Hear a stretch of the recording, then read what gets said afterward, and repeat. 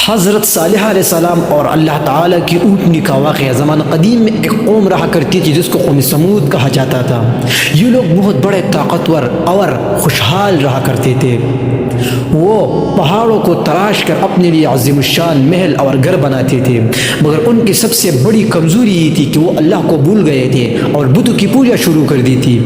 تو اللہ تعالیٰ نے اپنے نبی حضرت صالح علیہ السلام کو بھیجا، اور حضرت صالح علیہ السلام نے فرمایا کہ اے میری قوم، اللہ کو ایک مانو اور اس کی عبادت کرو اور وہی تمہارا رب ہے۔ تو قوم کے سرداروں نے کہا کہ اے صالح، اگر تو سچا ہے تو کوئی معجزہ دکھاؤ، ہم تب تک ایمان نہیں لائیں گے جب تک تمہارے پیغمبر ہونے کا ثبوت نہیں دیکھیں گے۔ انہوں نے ایک شرط رکھ لی کہ تم اس پہاڑ سے ایک اونٹنی نکالو جس کو ہم اپنی آنکھوں کے سامنے دیکھ سکیں، ہماری آنکھوں کے سامنے اس پہاڑ سے نکل آئے۔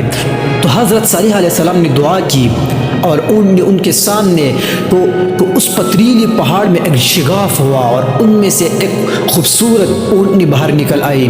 تو حضرت صالح علیہ السلام نے فرمایا کہ یہ اللہ کی آزمائش ہے تم پر، اس کو کبھی نقصان نہیں پہنچانا۔ شروع میں تو سب لوگ حیران تھے، کچھ لوگ ایمان لے آئے مگر کچھ ضدی سردار تھے کہ یہ کیسی آزمائش ہے۔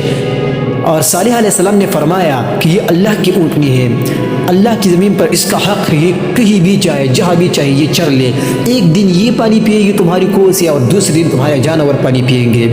تو شروع میں سب کچھ اچھا تھا، کچھ لوگ بہت حیران تھے، کچھ لوگ ایمان بھی لے آئے، مگر کچھ ضدی سرداروں نے کہا کہ ہم اپنی کوہ پر ایک اونٹنی کا قبضہ ہرگز برداشت نہیں کریں گے، یہ کیسی آزمائش ہے۔